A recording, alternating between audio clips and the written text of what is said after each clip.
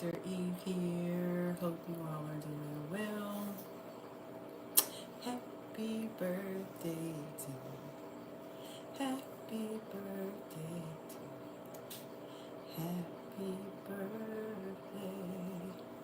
It's birthday season, everyone. I am Dr. Eve, your community health and human service educator, gone homesteading. So many have asked the question, why have I gone homesteading? Well, as a community health and human service educator, I am committed to partnering with the Healthy People 2030 Project, which is all about addressing the social determinants of health for our community.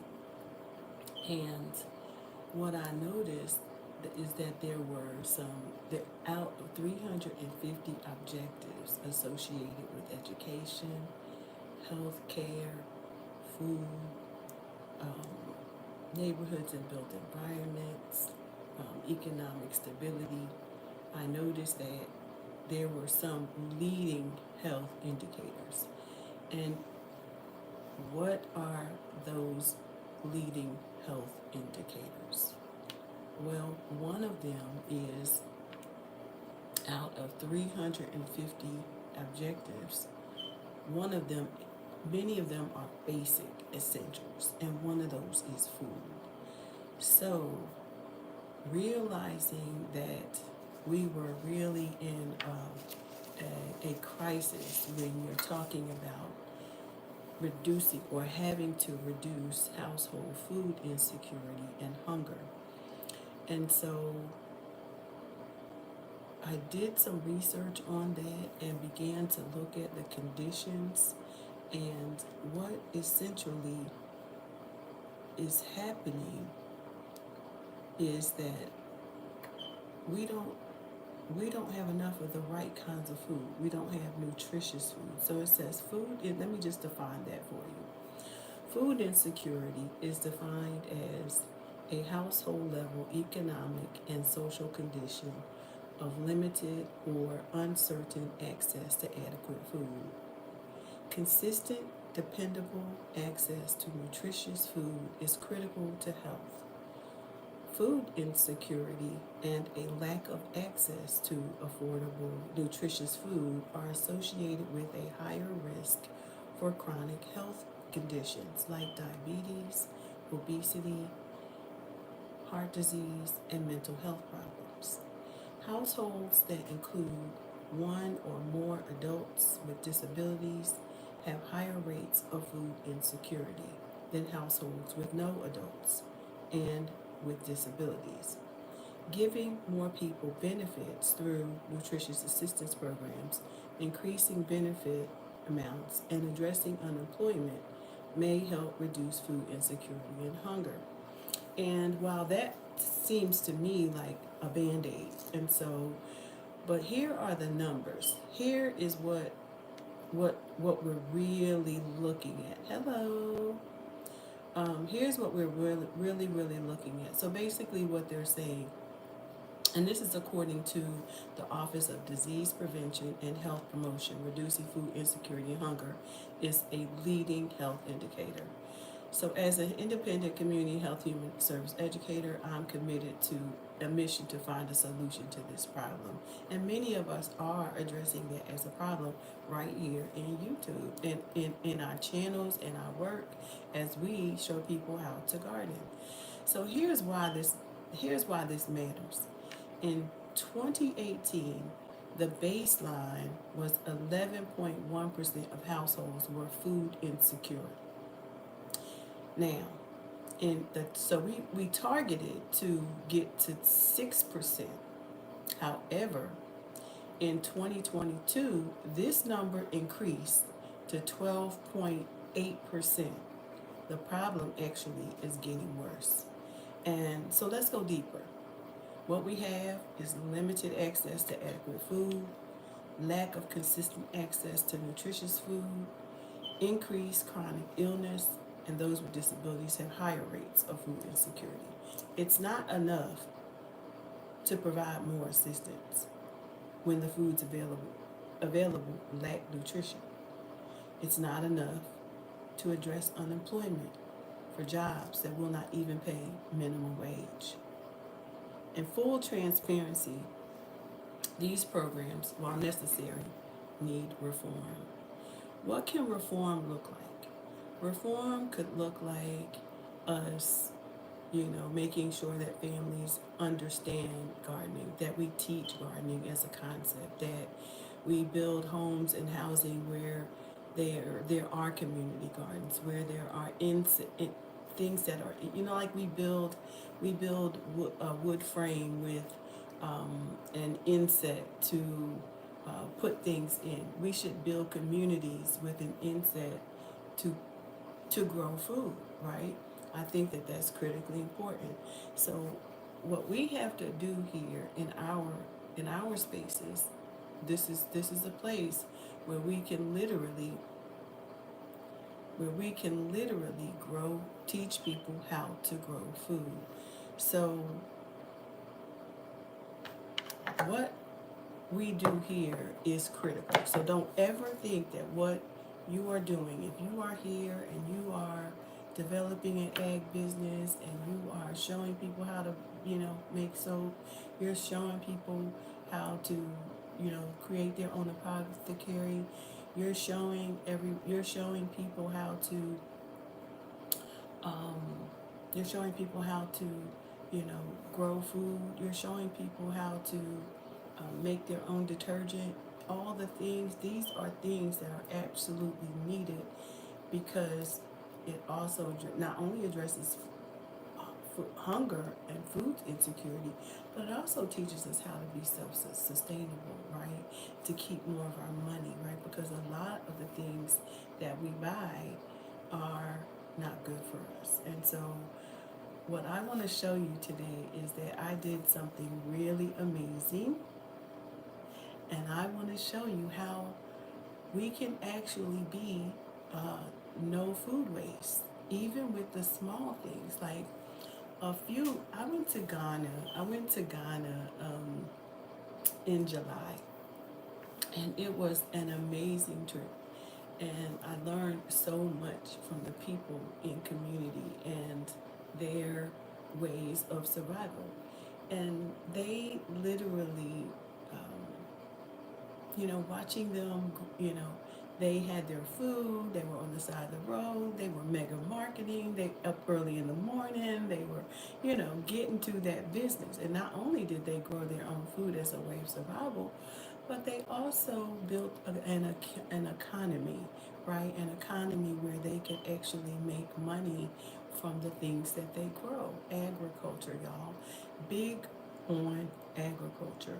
And so I am committed to really looking at how we can utilize agriculture, how we can reframe how we think about our businesses, how reframe how we think about gardening as a just nutrition, but as a way and a means to building an economy is really, really critical. And so I want to show you an example of what I mean. So you all know that I grow food. I literally started growing food regularly as a quote homesteader, quote farmer, because all you have to do to be a homesteader is have the capacity to process something and that can make $1,000 a year, and you can easily become considered a farm or considered a homesteader. Homesteading is a process. Farming is the use of creating something from agriculture that derives from agriculture that you can make $1,000 or more in 1 year. So a couple of weeks ago, probably about 4 weeks ago, I literally took some apples. So I took some apple peelings, right? Because I love to give y'all examples because I want you to take away every time you come here. I want you to be able to take something away. So my garden and my farm is called La Genevieve. La Genevieve is is my name spelled backwards. La Genevieve. My name is Eve Angel, and La Genevieve is my farm spelled backwards, or my homestead agricultural side of business. So essentially, what I've done is I've created another department within my social enterprise, and that other department is farming. Okay, utilizing agriculture. So what did I do? So I'm learning so much right now, and I want to share with you all what I have been learning. So I went to a class at my local FSA, Farm Service Agency, and Cooperative Extension here in my community, and it was a class on canning apple butter, making apple butter, right? I had never canned before, and since have been canning some stuff. But we made some that apple butter, so we needed apples to do that. So we had to peel all these apples, and but I was like, but one of the ladies that was in the class said, you can make apple cider out of those peelings. So I said, well, give me the peelings because I'm all for how can I maximize the use of this apple, this one or these pounds of apples. And so out of all those apples, there was all of these peelings, and baby, I brought those peelings home, and people were asking me, well, how did you make the apple cider? I took those scrap apple peels and I put them in a jar with some water and covered them up with a piece of cheesecloth and put them in the bottom of my cabinet for weeks. So they've been down there for more than 4 weeks now, over a month, right? Because that was back in early November when I went to that class, and maybe even late October. So today, you all, it was today when I strained them. Something said, go ahead and strain them. I strained the apples, took the cheesecloth off, and y'all, now this is what was left. So what was 2 jars of apples that were apple peelings that were fermenting, now I have a whole jar. This is 48 ounces. 48 ounces of apple cider. So now we're going through the second round, and as you can see the mother on the bottom of this. So we'll just let this sit for more weeks, but really I want the mother, because the mother is where all the benefits and that makes this so powerful. So we now have 48 ounces of apple cider vinegar. So you actually can make your own apple cider vinegar. Again, you're going to take the peels from your apples. Maybe you want to make some apple sauce. You get a couple bags, you make some apple sauce, peel them, and then you get busy. You take the remains and you put them in a jar and you let them sit, and you boom, weeks later you got apple cider. So y'all, but that's not all. Hold on, let me share with you. That's not all, because we're talking about not only reducing hunger or reducing food insecurity, but we're also talking about no food waste, right? Now, I don't know how many of you know how many ways your ACV can be used, but baby, you put some of this in a little bit of water every day. This is a gut healer, okay? So do your research. We're going to come back and talk about this apple cider vinegar and its benefits another time. But for right now, I want to tell you. So now I strained these apples. On to the next. So I strained the apples and got the ACV. Now, so I said, well, if there's such a thing as no food waste, what am I going to do with these fermented peels, right? What do I do with the fermented peels? So I asked Google, I said, Google, can I feed my chickens? Because, you know, you can give your scraps to your chickens, but you still better ask Google or somebody, because some things you give them may not be good for them. So I was all ready to give it to them. So something said, ask Google. So I asked Google, I said, Google, can I give my chickens fermented apple peels? And it came back, no. You cannot give them apple peels that have been fermented. Why? Because it will make them drunk. Y'all, I forgot that I used to make wine. One of my first things I ever made back when my children were growing up was wine. You know, I was into growing stuff, growing food, you know, making vegetarian meals, all the da ya ya. And but come to find out, you cannot give your chickens apple cider, apples that have been fermented. The peelings from that. I was just really trying not to waste the apple peelings, but comes out you cannot give those apple peelings to your chickens because it will make them drunk. Okay. Next, so I said, well, can I make a fertilizer out of these? Can I make a fertilizer out of them? Because remember, the concept is no food waste. So what can I do with it, right? If I'm not throwing it in the trash, what do I do with it? So come to find out, y'all, you can make, da-da, you can make a tea out of it, fertilizer tea. So you can literally take those peels. So what I did was I took them and I put them in a blender and I blended those peels up and I put it in this gallon, and now we have a gallon of apple cider fertilizer. Remember, the concept is no food waste.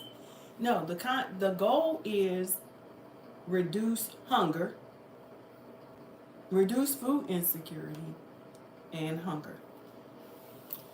And we also got some fertilizer to help us to keep growing food, okay? So this is very concentrated. So what I will do is, when in my watering system, for every gallon, I will probably pour, because this is a tea, and over time, it's gonna keep fermenting. It's just gonna keep doing its thing. So we got a whole gallon of apple cider fertilizer, okay? Now, guess what else? There's more, everybody. There is more. So, when I was filtering my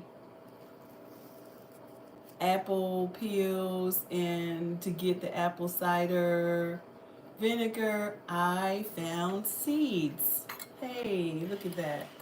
Now, what do you suppose we do with these seeds? We have 1, 2, 3, 4, 5, 6, 7, 8, 9, 10, 11, 12, 13, 14. 14 possibilities of apple trees. So, since I am vying to be a nursery, baby, we're going to try to plant these, okay? So I asked Google, how do I plant the apple seeds? And the best way to plant the apple seeds is in some peat moss. And you want to keep them moist, put them in a plastic bag in some peat moss and leave it there, put them in the refrigerator and leave them there for 3 months. So, baby, we're about to test this theory. We're about to test what Google said. So we're going to take, so the peat moss I'm going to be using, let me just go ahead. I got some Miracle Grow peat moss. I'm using this kind.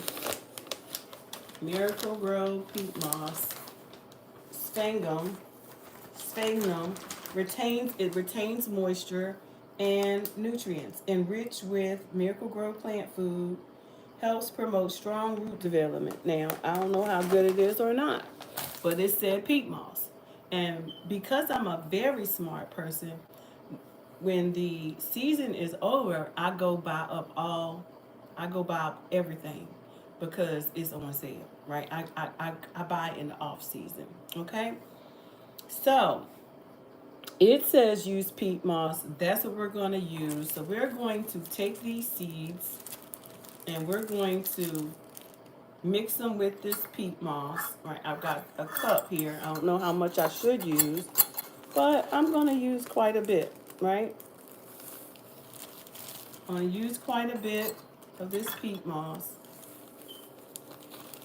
And we are going to, matter of fact, I'm just going to put all of it in here. Why not, right? Give them plenty of way to grow, right? So we're going to put this peat moss in here, and we're going to put these apple seeds in there, and we are going to see how this works. Y'all, I have so many chores to do on the homestead today, on the farm. I'm going to be showing you guys all the things that I'm learning as I'm going, because in 2020 I really did prepare as God had instructed me to do. And so what we're going to do is put these in here, and we're going to just let them do what they do. And we're going to put some a little bit of water in here so that it's moist, and then we're going to sit that in the refrigerator for months. We're going to label it and for 3 months, and we're going to see what happens. We might get some nice sprouts, y'all, but this is what's going in the refrigerator, just like that. And so, what was the message behind this live today? Number one, always have a goal, an objective. What is the goal for why you are doing what you're doing?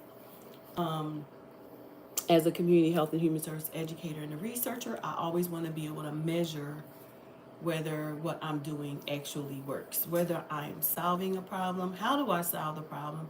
Ask myself those important questions and then proceed with the solutions.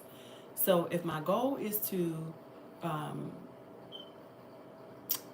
get to 6%, you know, move the needle on the baseline to reduce food insecurity, I want to be a contributor of that. So, for all of you out there who are growing food, reach out to me, because I'm looking to have some conversations with those who are doing this work so that we can maximize,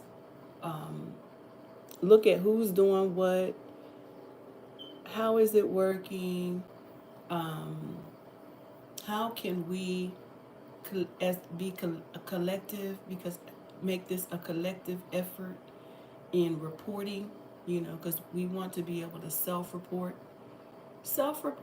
on how you're doing. So, and the goal is to reduce food insecurity. And I've just added something else, and that's no food waste. No food waste, because all of it can be used. I just demonstrated to you how you can take one apple, and use all of it. How do we use all of the apple to keep from wasting food? We should have no food at the landfill. We should have no food being thrown away. None of that, because we actually can use all the food. I am doing it every day. I've got vegetable scraps. I'm gonna be showing y'all some techniques on how to maximize the use of the food that you are eating and or growing. Okay. Well, hopefully you're eating, because we're reducing food insecurity over here. So I've showed you the apple. Take the apple, you peel it, and you make apple sauce, apple butter, apple fritters, apple whatever you want to make. Two, you're going to take the peels and you're going to soak them, and you're going to make some apple cider vinegar. Remember, you're going to put that in the cabinet for weeks with some cheesecloth over it. Let it do what it do. Then the next step you're going to take is you take the leftover peels. Do not give them to your chickens because it will make them drunk. All right, you're going to take that leftover, spin it inside your blender, and then you're going to take it from the blender to make a tea. So essentially you're making a tea fertilizer. I made an entire gallon. So here's what we have. We have apple cider, we have tea, and now we have seeds. So we have done everything we need to do with the apple. And we're going to keep recycling the process, okay? So the goal is no food waste. We're going to keep recycling the process. I hope this information helped everyone. You know, God told us what we are able to do over in Genesis 1 and 11.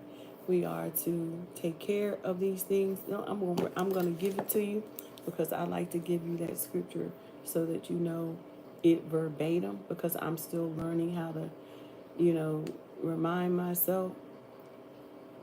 Memory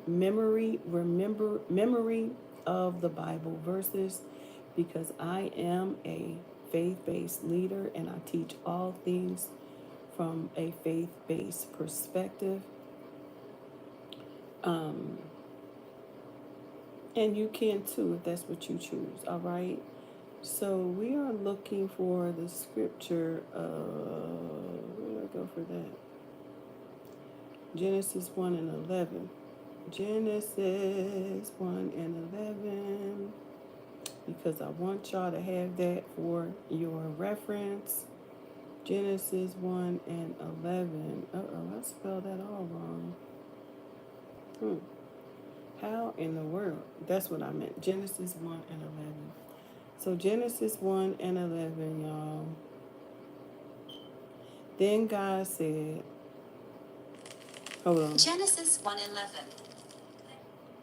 Then God said, let the land sprout with vegetation, every sort of seed-bearing plant and trees that grow seed-bearing fruit. These seeds will then produce the kinds of plants and trees from which they came, and that is what happens. So what we're doing is we're taking this to a whole nother level. Why? Because we were given some instructions, right? Then God said, let the land sprout with vegetation, every sort of seed-bearing plant and trees that grow seed-bearing fruit.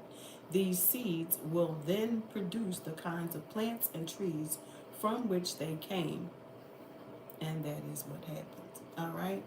So he gave us what we needed over in Genesis 1 and 11. And I want us to be cognizant. And if I am somebody that you resonate with, that you can relate to, looking at sound doctrine as we are proceeding ahead. So if you are coming on to this live late, please go back and check out the replay. I gave you some more insight into why do I do this work as a community health and human service educator, researcher. What's the goal for the work that we are doing on this channel, and how do we get there? How do we move the needle on this big problem that is getting worse? Okay. So to God be all the glory. I want you all to go and have the most amazing day. And whatever you do, don't let anyone get in the way on your journey to becoming who God has called you to become. I'm Dr. Eve, everyone. And until next time.